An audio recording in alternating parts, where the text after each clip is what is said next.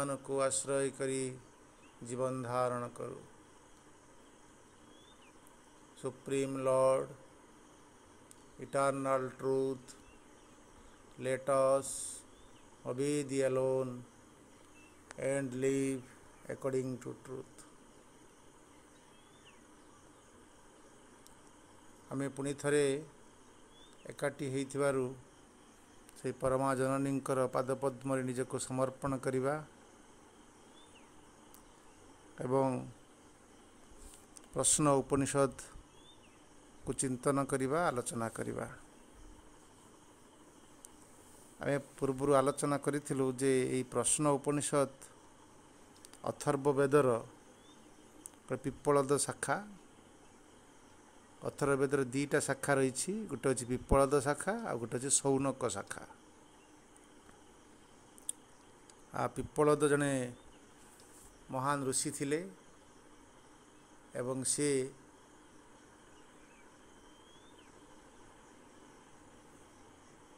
पिप्पल गछ मूल अश्वत्थ गछ मूल तपस्या करी सिद्ध प्राप्त करथिले।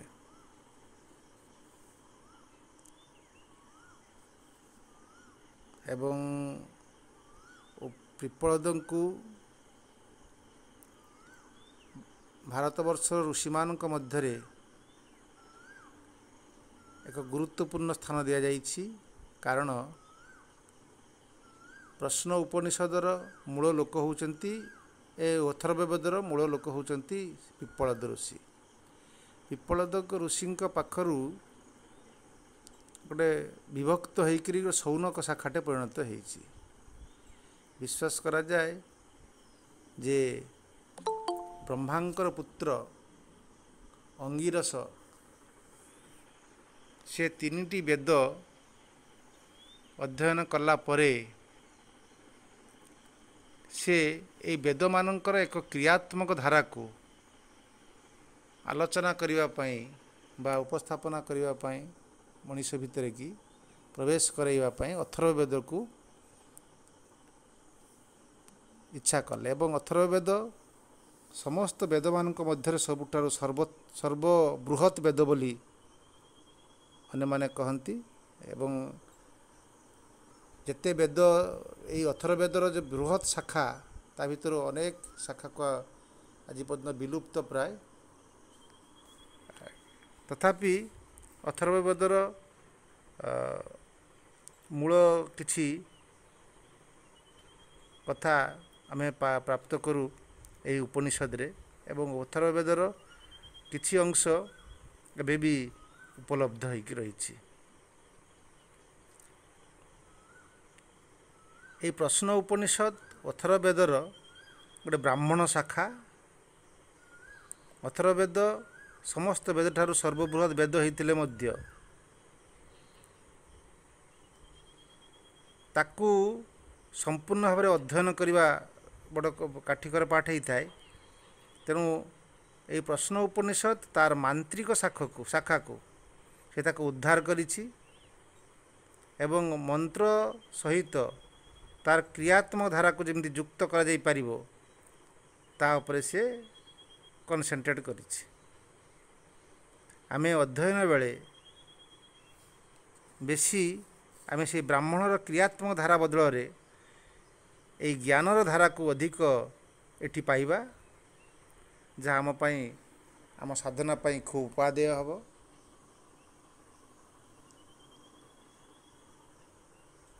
उपनिषद आरंभ रे ऋषि एक शांति मंत्र पाठ करिसंती। आमे मध्य से शांति मंत्र पाठ करिबा एवं तापरे अथर्ववेदर महासमुद्र भीतर को प्रवेश करिबा। ओम भद्रं कर्णेभिः शृणुयाम देवाः भद्रं पश्येमाक्षभिर्यजत्राः स्थिरैरङ्गैस्तुष्टुवांस्तुष्टुनुभिः रवसेम देवहितं जदायु। ओं स्वस्ति न इंद्र बुद्धश्रवा स्वस्ति न पूषा विश्वदेवाः स्वस्ति नस्तार्क्ष्यरिष्टनेमि स्वस्ति न बृहस्पतिर्दधातु। ओम शांति शांति शांति।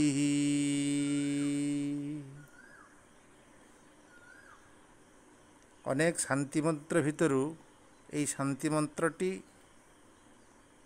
ପ୍ରାୟତଃ এটা ଉପଯୋଗୀ ହୋଇଥାଏ ଏବଂ ଏହା ଅଧିକ କ୍ରିୟାଶୀଳ ଏବଂ ତେଜଶୀଳ ଶାନ୍ତି ମନ୍ତ୍ର। ଏହି ମନ୍ତ୍ରରେ ଆମ ଇନ୍ଦ୍ରିୟମାନଙ୍କୁ ଶକ୍ତିଶାଳୀ କରିବା ପାଇଁ ଏବଂ ଯେଇ ଇନ୍ଦ୍ରିୟମାନଙ୍କ ଦ୍ୱାରା ସେ ଭଗବାନଙ୍କର ପରମ ଶକ୍ତିକୁ ଏବଂ ଚେତନାକୁ ଆମେ ଧାରଣ କରିପାରିବା। ତେଣୁ ଇନ୍ଦ୍ରିୟମାନେ ଯଦି ଶକ୍ତିଶାଳୀ ନ ହେବେ, ଏ ଶରୀର ଯଦି ଶକ୍ତିଶାଳୀ ନ ହେବ, ଅଙ୍ଗ ମନ ପ୍ରାଣ ଏମାନେ ଯଦି ଶକ୍ତିଶାଳୀ ନ ହେବେ, ତାହେଲେ ସେ ପରମକୁ ବ୍ୟକ୍ତ କରିପାରିବେ ନାହିଁ କି ତାକୁ ପ୍ରକାଶିତ କରିପାରିବେ ନାହିଁ। କାହିଁକିନା ପ୍ରାୟ ଏହି ଉପନିଷଦରେ ଏହି ବର୍ଣ୍ଣନା ଅଛି ଯେ ନୟମାତ୍ମା ବଳହୀନେନ ଲଭ୍ୟ, ଯେ ପରମାତ୍ମାଙ୍କୁ ବଳହୀନମାନେ କେବେ ବି ଲାଭ କରିପାରିବେ ନାହିଁ। ତେଣୁ ଉପନିଷଦୀୟ ଋଷିମାନେ ଏହି ଇନ୍ଦ୍ରିୟମାନଙ୍କୁ ଶକ୍ତିଶାଳୀ କରିବା ପାଇଁ ସେମାନେ ପରମଙ୍କୁ ପ୍ରାର୍ଥନା କରିଛନ୍ତି। ତାକୁ ଶାନ୍ତି ମନ୍ତ୍ର ବୋଲି କହୁ। ଏହି ମନ୍ତ୍ରରେ ସେ ଗୋଟେ ଗୋଟେ ତାଙ୍କର ବ୍ୟକ୍ତ ଇନ୍ଦ୍ରିୟ ଯେପରି ଅଧିକ ଶକ୍ତିଶାଳୀ ହେଉ ଏବଂ ସୁଷମ ହେଉ, ସେ ପାଇଁ ସେ ପ୍ରାର୍ଥନା କରୁଛନ୍ତି। ଓଂ ଭଦ୍ର କର୍ଣ୍ଣେଭି ଶୃଣୁୟାମ ଦେବା। ହେ ଦେବା, ଓଂ ଶବ୍ଦର ଏଠି ସେ ପରମାତ୍ମାଙ୍କୁ କହୁଛନ୍ତି। ଦେବତାମାନେ ହେଉଛନ୍ତି ସେ ପରମାତ୍ମାଙ୍କର ଗୋଟେ ଶକ୍ତିଯୁକ୍ତ କେନ୍ଦ୍ର। ଦୈବ୍ୟତେ ଇତି ଦେବ, ଅର୍ଥାତ୍ ତାଙ୍କର ଯେଉଁ ଜ୍ୟୋତିର୍ମୟ ଏବଂ ଚେତନାଯୁକ୍ତ ଅଂଶଟାକୁ ଦେବତାମାନେ, ଦୈବ୍ୟ ଅର୍ଥାତ୍ ଜ୍ୟୋତିର୍ମୟ, ଔଜ୍ଜଲ୍ୟମୟ, ଅଗ୍ନିମୟ। ଏବଂ ଶ୍ରୀଅରବିନ୍ଦ ସୁନ୍ଦର ଭାବରେ କହୁଛନ୍ତି ଯେ ଦେବତାମାନେ ହେଉଛନ୍ତି gods is the reflector of the divine. ସେ ତାଙ୍କ ମାଧ୍ୟମ ଦେଇ ସେ ପୃଥିବୀ ପୃଷ୍ଠରେ ନିଜକୁ ପରିପ୍ରକାଶ କରନ୍ତି। ସେ ହେଉଛନ୍ତି ରିଫ୍ଲେକ୍ଟର। ଆମ ଶରୀର ଭିତରେ ପ୍ରତ୍ୟେକ ଇନ୍ଦ୍ରିୟ ଭିତରେ ଜଣେ ଜଣେ ଦେବତାମାନେ ଅଛନ୍ତି। ଏକଥା ଆମେ ଅଧ୍ୟୟନ କରିଥିଲୁ ଯେ କର୍ଣ୍ଣେନ୍ଦ୍ରିୟ ବା ଶ୍ରବଣେନ୍ଦ୍ରିୟର ପଶ୍ଚାତରେ ଦିଗପାଳମାନେ ଅଛନ୍ତି। ଚକ୍ଷୁ ପଶ୍ଚାତରେ ସୂର୍ଯ୍ୟ ଅଛନ୍ତି, ମନ ପଶ୍ଚାତରେ ଚନ୍ଦ୍ର ଅଛନ୍ତି ଏବଂ ନାସା ପଶ୍ଚାତରେ ବାୟୁ ଦେବତା ଅଛନ୍ତି। ଏମାନେ ସେହି ଦେବତାମାନେ ଥିବା ଯୋଗୁଁ ସମସ୍ତ ଇନ୍ଦ୍ରିୟ ମୁଣ୍ଡ ପାଖରୁ ମଳଦ୍ୱାର ପର୍ଯ୍ୟନ୍ତ ସମସ୍ତ ଅଂଶରେ ଜଣେ ଦେବତାମାନେ ପ୍ରତିନିଧିତ୍ୱ କରୁଥିବା ଯୋଗୁଁ ସେମାନେ ଶକ୍ତିଶାଳୀ ଏବଂ ତେଜଶୀଳ, ଯାହାଫଳରେ ସେମାନେ କ୍ରିୟାଶୀଳ ହୁଅନ୍ତି।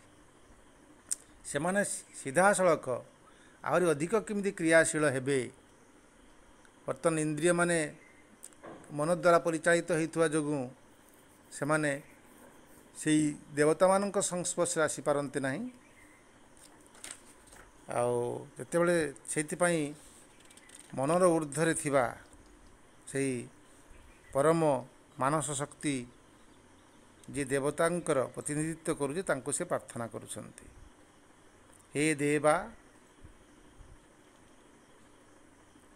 ଭଦ୍ରଂ କର୍ଣ୍ଣେଭି ଶୃଣୁୟାମ। ମୁଁ ଯେପରି କର୍ଣ୍ଣ ଦ୍ୱାରା ଅଧିକ ଶ୍ରବଣ କରିପାରେ ଏବଂ ସେ କର୍ଣ୍ଣକୁ ଭଦ୍ରଂ, ତାକୁ ତାର ମଙ୍ଗଳମୟ ବା ତାକୁ ଶକ୍ତିଯୁକ୍ତ କର, ତାର ମଙ୍ଗଳଯୁକ୍ତ କର। ଭଦ୍ରଂ ପଶ୍ଚିମାକ୍ଷଭିର୍ଯଯାତ୍ରା, ପଶ୍ୟମାତ ଦେଖିବା। ଆମେ ଯେପରି ନେତ୍ର ଦ୍ୱାରା ତାଙ୍କୁ ଦର୍ଶନ କରିପାରିବା, ସେଥିପାଇଁ ଏ ନେତ୍ରକୁ ବା ଦର୍ଶନ ଇନ୍ଦ୍ରିୟକୁ ତାକୁ ଶକ୍ତିଯୁକ୍ତ କର। ଭୀର୍ଯ୍ୟଯାତ୍ରା ସ୍ଥିରୈରଙ୍ଗୈ ସୁଷ୍ଠୁବାଂ ସ୍ତୁନୁଭି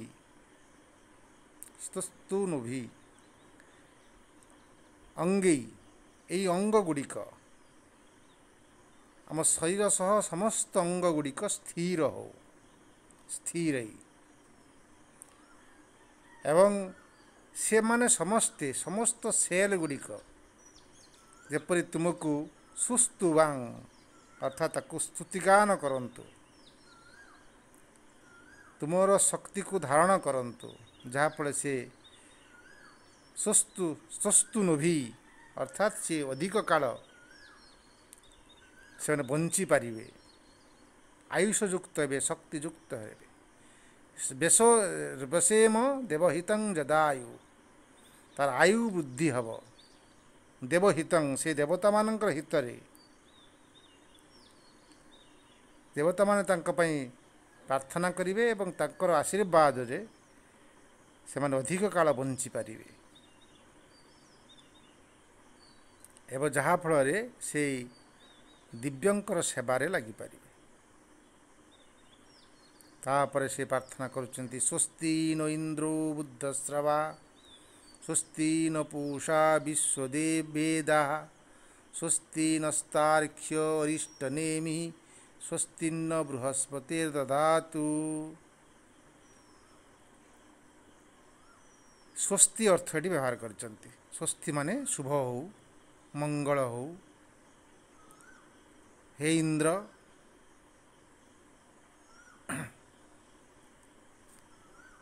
ତୁମେ ସର୍ବବିସ୍ତାରିତ ହେଇକି ରହିଛ, ତୁମେ ମଙ୍ଗଳ କର।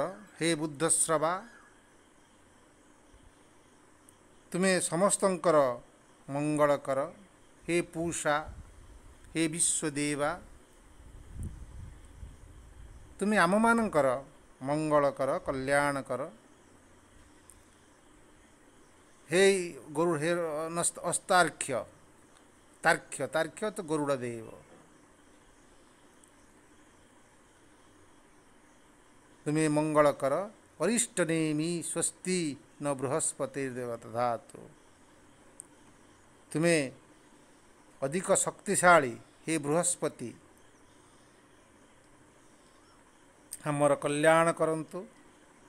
ହେ ଅରିଷ୍ଟନେମି, ହେ ମନର ଊର୍ଦ୍ଧ୍ୱରେ ଥିବା ପରମ ଜ୍ଞାନର ଦେବ, ତୁମେ ଆମର ମଙ୍ଗଳ କର। ହେ ପରମାତ୍ମାନ, ହେ ଓମ୍, ତୁମେ ହିଁ ଏ ଦେବତାମାନଙ୍କ ଦ୍ୱାରା ଆମର ମଙ୍ଗଳ କର। ଓମ୍ ଶାନ୍ତି ଶାନ୍ତି ଶାନ୍ତି। ଅତିଦୈବିକ ଶାନ୍ତି, ଅତିଭୌତିକ ଶାନ୍ତି ଏବଂ ଆଧ୍ୟାତ୍ମ ଶାନ୍ତି ଆମ ମଧ୍ୟକୁ ଅବତରିତ ହଉ। ଏମିତି ଏକ ଶୁଦ୍ଧପୂତ ଜଳ ଦ୍ୱାରା ଆମକୁ ପୂତ ପବିତ୍ର କରୁଛନ୍ତି ଉପନିଷଦ, ଏବଂ ସେ ଦେବତାମାନଙ୍କର ମାଧ୍ୟମ ଦେଇ ଆମେ ସେଇ ଜ୍ଞାନର ମହାସାଗର ଭିତରକୁ ପ୍ରବେଶ କରିବା।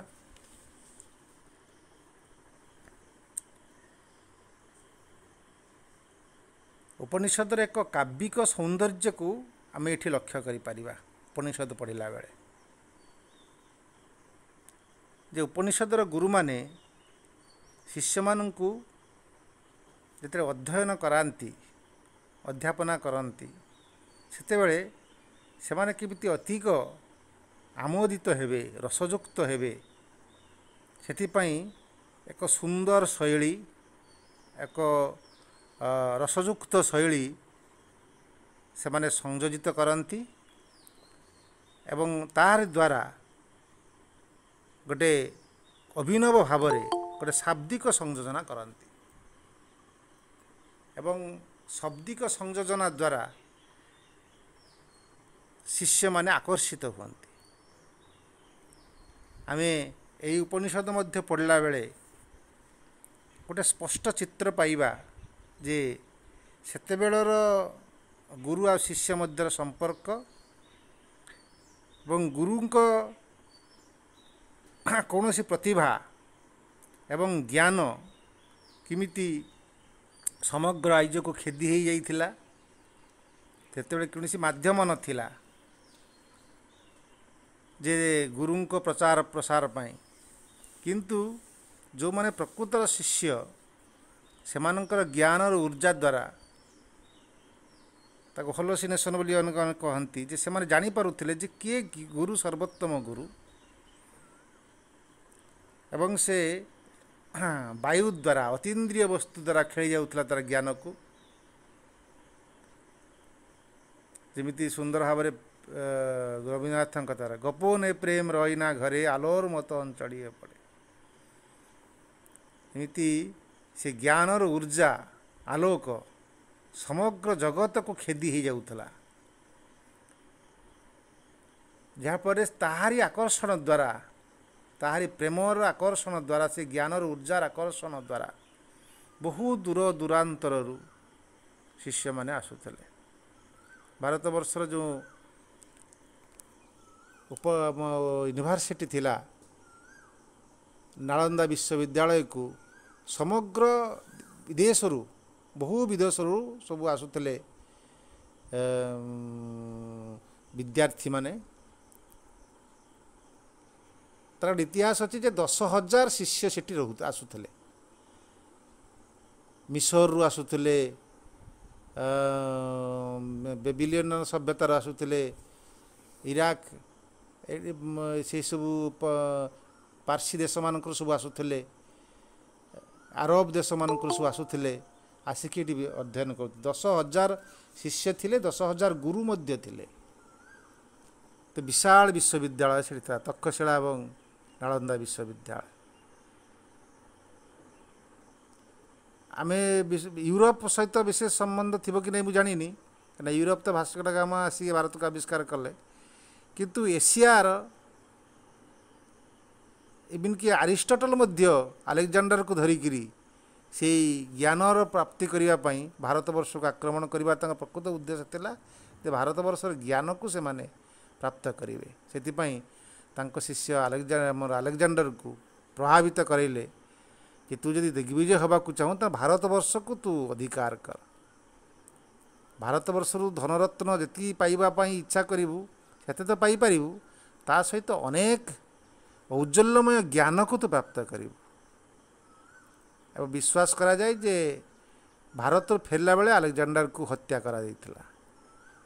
तार्थ अरिस्टोटल आ भारत रु जीवापाई राजी नथिले कारण एते प्रतिभाशाली ज्ञान एटी थिला। एवं अलेक्जेंडर को परे अरिस्टोटल को परे आउ विशेष यूरोपीय सभ्यता बेसी आगे नहीं। सेमिति भावरे से ज्ञानयुक्त ऋषि माने से प्रभावित करुथिले तांकर ज्ञान द्वारा देश विदेश को बा सबु आड़ को खेली जाउथला एवं विभिन्न जगार ऋषिपुत्र माने शिष्य माने आसुथले।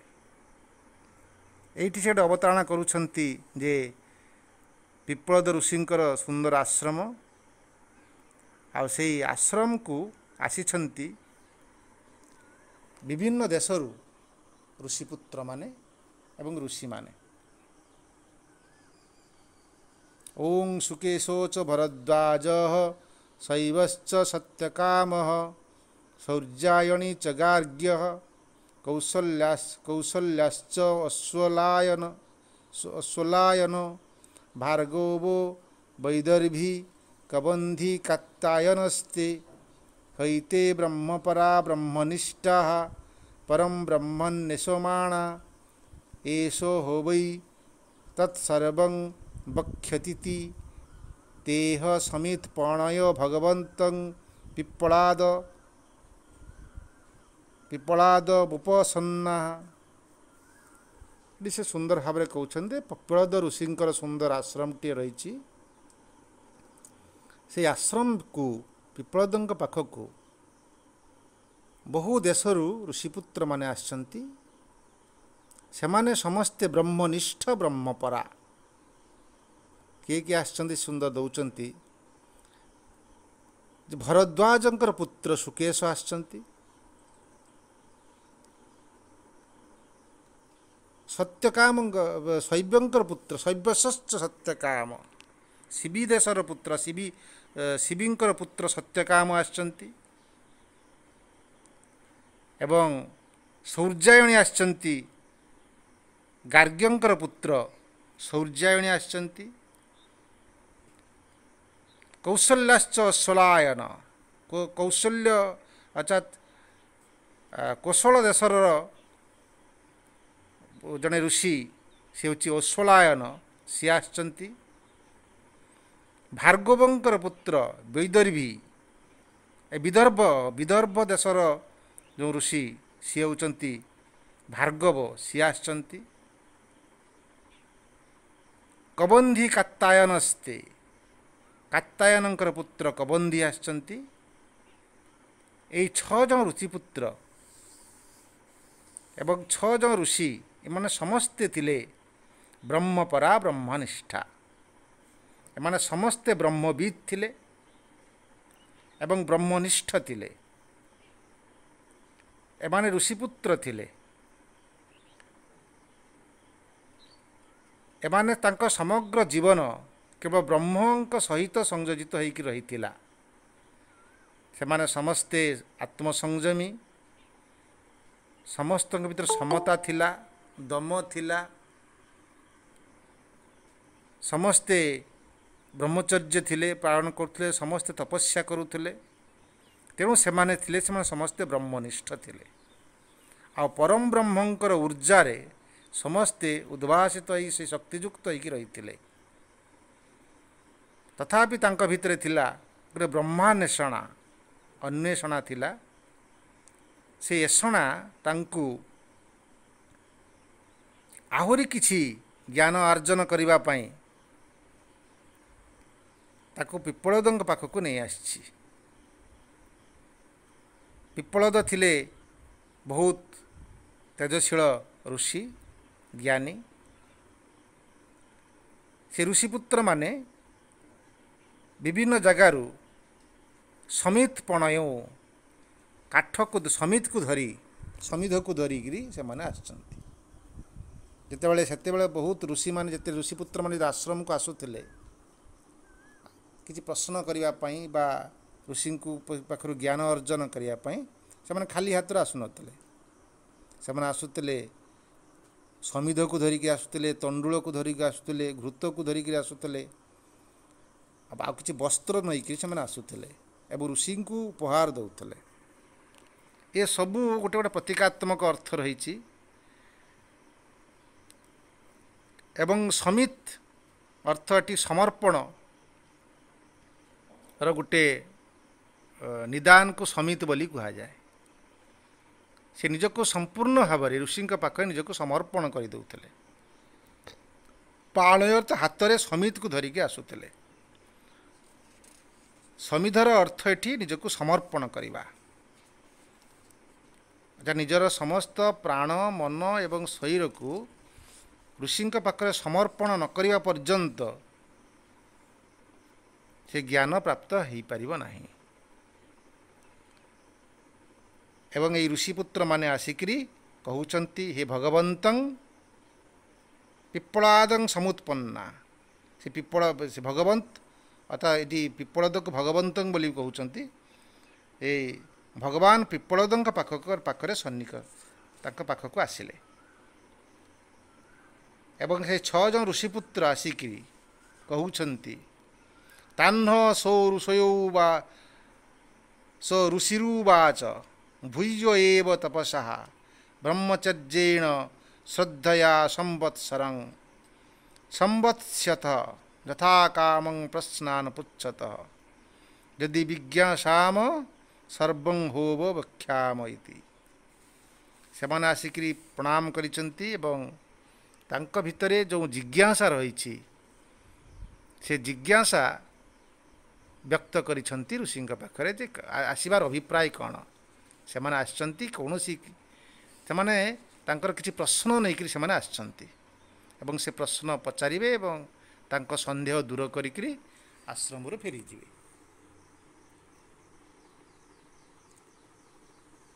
ସେତେବେଳେ ତାନ୍ ହ ଋଷିରୁବାଚ, ସେମାନଙ୍କୁ ତାନ୍ ଋଷିରୁବାଚ, ଋଷି ଉବାଚ, ସେହି ଋଷି ପିପ୍ପଳଦ କହୁଛନ୍ତି, ଭୂୟ ଏବ ତପସା ବ୍ରହ୍ମଚର୍ଯ୍ୟେଣ ଶ୍ରଦ୍ଧୟା ସମ୍ବତ୍ସରଂ। ସମ୍ବତ୍ସରଂ ଅର୍ଥ ଗୋଟିଏ ବର୍ଷ। ହେ ଋଷିପୁତ୍ର, ହେ ସନ୍ତାନ ମାନେ, ଭୂୟ, ତୁମକୁ ମୁଁ ସବୁ କିଛି କହିବି, କିନ୍ତୁ ତୁମକୁ ସମ୍ବତ୍ସରଂ ଗୋଟିଏ ବର୍ଷ ଧରି ଏବ ତପସ୍ୟା, ଏଇଠି ମୋ ସହିତ ତପସ୍ୟା କରିବାକୁ ହେବ। ବ୍ରହ୍ମଚର୍ଯ୍ୟେଣ, ଏବଂ ମୋ ସହିତ ତୁମେ ସମସ୍ତେ ବ୍ରହ୍ମଚାରୀ ତ ନିଶ୍ଚିତ, କିନ୍ତୁ ମୋ ସହିତ ତୁମେ ବ୍ରହ୍ମଚର୍ଯ୍ୟ ପାଳନ କରିବାକୁ ପଡ଼ିବ।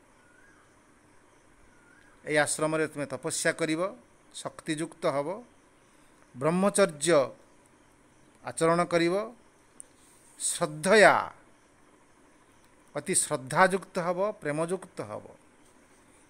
ଶ୍ରଦ୍ଧା ଶବ୍ଦଟି ଅତି ଗୁରୁତ୍ୱପୂର୍ଣ୍ଣ ଶବ୍ଦ। ଶ୍ରଦ୍ଧା ଅର୍ଥ ଏଠି ଅତି ନିଷ୍ଠାପର ଭାବରେ ଗୋଟେ ଦୃଢ଼ ବିଶ୍ୱାସ ତୁମର ଜାତ ହେବ, ଗୋଟେ ଅପ୍ରତିହତ ବିଶ୍ୱାସ ତୁମ ଭିତରେ ସୃଷ୍ଟି ହେବ। ସମ୍ବତ୍ସତଂ ଯଥା କାମଂ, ଏବଂ ଗୋଟିଏ ବର୍ଷ ରହିଲା ପରେ, ଏକ ବର୍ଷ ଉତ୍ତମ ଭାବରେ ମୋ ସହିତ ରହି ତପସ୍ୟା କଲା ପରେ, ଯଥା କାମଂ, କାମଂ ଅର୍ଥ ତୁମର ଇଚ୍ଛା, ତୁମର କାମନା ଅନୁସାରେ, ଯଥା ଅଛି ଅନୁସାରେ, ତୁମର ଯେଉଁ କାମନା ନେଇକରି ଆସିଛ, ତୁମ ଯେଉଁ ଇଚ୍ଛା ନେଇକରି ଆସିଛ ମୋ ପାଖକୁ, ମୋ ଭିତରେ ମୋର ଶ୍ରଦ୍ଧା, ମୋ ସହିତ ରହିଲା ପରେ ମୋ ପ୍ରତି ଶ୍ରଦ୍ଧା, ମୋ ସହିତ ତପସ୍ୟା ଆଚରଣ, ମୋ ସହିତ ବ୍ରହ୍ମଚର୍ଯ୍ୟ ଆଚରଣ କରିସାରିଲା ପରେ ମୋ ସହିତ ତୁମେ ଏକାତ୍ମ ହୋଇ ଉଠିବ, ଏବଂ ଏ ଏକାତ୍ମ ଦ୍ୱାରା ତୁମେ ପ୍ରଶ୍ନ ମୋତେ ପଚାରିବାର ଅଧିକାର ପାଇବ ଏବଂ ପ୍ରଶ୍ନ ପଚାରିବ। ପ୍ରଶ୍ନାନ ପୃଚ୍ଛତ, ତୁମେ ପ୍ରଶ୍ନ ମୋତେ ପଚାରିବ। ଯଦି ବିଜ୍ଞାସ୍ୟାମ, ଯଦି ମୁଁ ସେ ପ୍ରଶ୍ନ ଗୁଡ଼ିକର ଉତ୍ତର ଜାଣିଥିବି, ତାହେଲେ ସର୍ବଂ ହୋ ବା ବକ୍ଷ୍ୟାମ ଇତି, ସେସବୁକୁ ମୁଁ ତୁମକୁ କହିବି। ଏଠି ଗୁରୁ ଅତି ବିନୟ ଭାବରେ ସେ କହୁଛନ୍ତି ଯେ ତୁମେ ଏଠି ବ୍ରହ୍ମଚର୍ଯ୍ୟ ମୋ ସହିତ ପାଳନ କରିବ। ତୁମେ ଯାହା କରିଛ ସେଟା ତ କରିଛ, କିନ୍ତୁ ମୋ ସହିତ ତୁମକୁ କରିବାକୁ ପଡ଼ିବ। ଏବଂ ଏକ ବର୍ଷ ପରେ ତୁମ ଭିତରେ ଥିବା ଅନେକ ସଂଖ୍ୟାର ସମାଧାନ ବି ହୋଇସାରିଥିବ। ଏବଂ ଗୁରୁ ମଧ୍ୟ ତାକୁ ପ୍ରତିଶ୍ରୁତି ଦେଉଛନ୍ତି, ତାପରେ ଯାଇକି ମୁଁ ତୁମକୁ ସେ ପ୍ରଶ୍ନ ଗୁଡ଼ିକୁ ଉତ୍ତର ଦେଇପାରି, ଯଦି ମୁଁ ଜାଣିଥିବି। ସେହି ଅନୁସାରେ ଶିଷ୍ୟମାନେ ଗୁରୁଙ୍କ ସହିତ ଏକ ବର୍ଷ କାଳାତିପାତ କଲେ, ଗୁରୁଙ୍କ ସହିତ ତପସ୍ୟା କଲେ, ଆଶ୍ରମର ସେବା କଲେ, ବ୍ରହ୍ମଚର୍ଯ୍ୟ ବ୍ରତ ପାଳନ କଲେ। ତାଙ୍କ ଭିତରେ ଗୋଟେ ଶ୍ରଦ୍ଧା ଜାତ ହେଲା, ଏବଂ ପ୍ରେମ ଏବଂ ଶ୍ରଦ୍ଧା ଏ ଦୁଇଟା ସାଧନାର ଏକ ଗୁରୁତ୍ୱପୂର୍ଣ୍ଣ ଅବସ୍ଥା, ଯାହାଦ୍ୱାରା ହିଁ ସାଧନାର ସିଦ୍ଧି ପ୍ରାପ୍ତ ହୁଏ। ଏବଂ ଶ୍ରଦ୍ଧା ଦ୍ୱାରା ତ ଅନ୍ତଃକରଣ ଶୁଦ୍ଧ ହୁଏ। এই শুদ্ধ অন্তঃকরণ দ্বারা প্রথমে কবন্ধী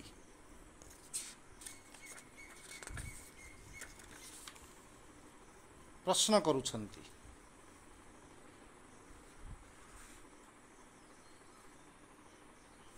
କାତ୍ୟାୟନଙ୍କ ପୁତ୍ର କବନ୍ଧୀ ସେ ପ୍ରଥମ ପ୍ରଶ୍ନ କରିଛନ୍ତି।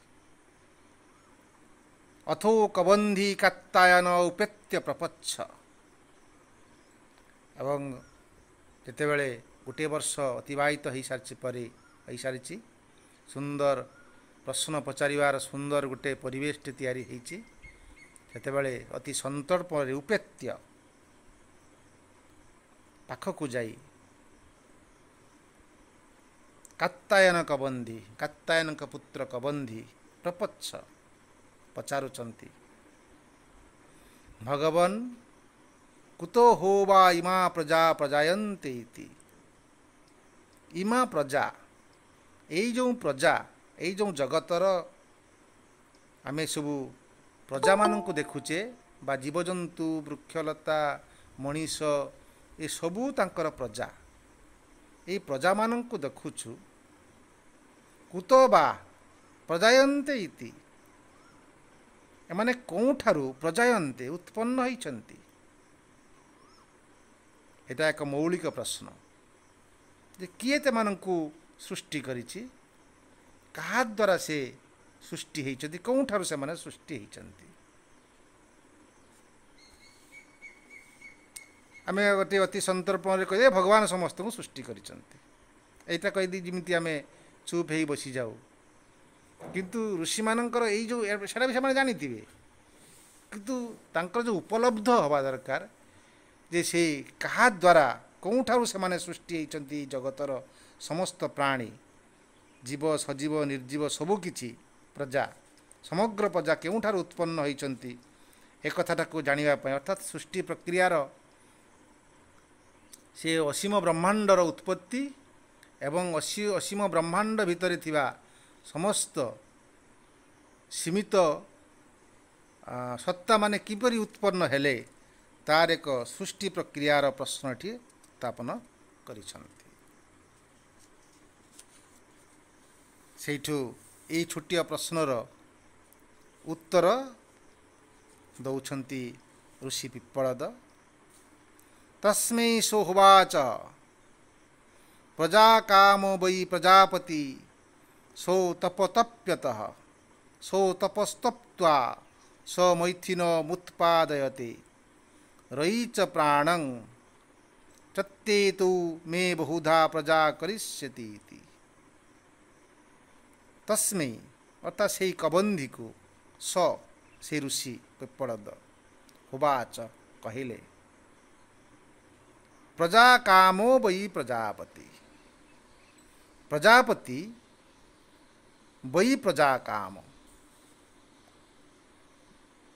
प्रजापति दिने कामना कले अर्थात संकल्प कले इच्छा कले वै प्रजा से प्रजा को सृष्टि करिबा पाई बहु रूप को सृष्टि करिबा पाई स तपोतप्यत एवं जेतेबेले से संकल्प कले संकल्प एक तपस्या से तप करने को लगिले। विवेकानंद सुंदर भाव ना ज्ञान जग बही कहते जहाँ भी जगतर सृष्टि बा शरीरटी सृष्टि होउची से शरीर सबू भावनार सृष्टि हुए एक संकल्पर सृष्टि हुए एक सृजनशील होउची गोटे तपस्या सृजनशीलता मध्य एक तपस्या तेणु तांकर से सृजनशील भूमि एक संकल्प द्वारा से तपस्या कले एवं से संकल्प ही तपतप्यत सेठरू से तपशक्ति सस्तपतप्त्वा से तपस्या करी तांका संकल्परू स्वमैथुनं उत्पादयते से दुईटा वस्तु को उत्पादन कले मैथुन को उत्पादन कले अर्थात द्वय को उत्पादन कले एक थिले एवं तपशक्ति द्वारा से विभाजित हेले एवं से दुई को उत्पन्न कले से दुई किए ना रयि च प्राणं गोटे रयि आ गोटे प्राण गोटे रयि होची मैटर आ प्राण होची लाइफ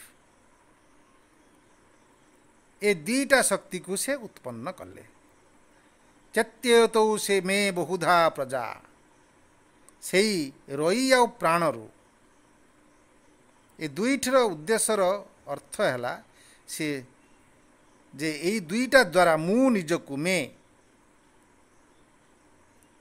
मोर बहुत प्रजा को मु उत्पन्न करी एवं सेतिपाई से दुईटा को से उत्पन्न कले से होची रयि आ प्राण एवं ये दुई तेजशील बा क्रियाशील सत्तारू जगत सृष्टि हैला एवं किमिति हैला तापरे परवर्ती श्लोक मानकर आलोचना करिवे।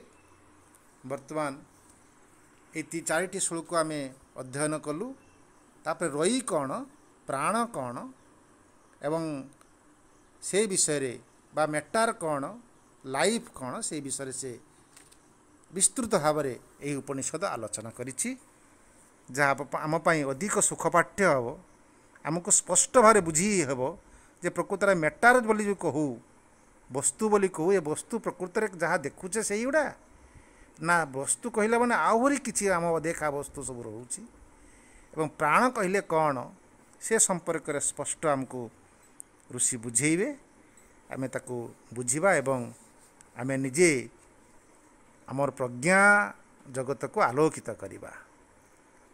तेणु मोर भाई को कहबी से या संक्षेप आउट आलोचना करेंगे तापर आमे परस्पर आलोचना करिबा। रब भाई आलोचना करो।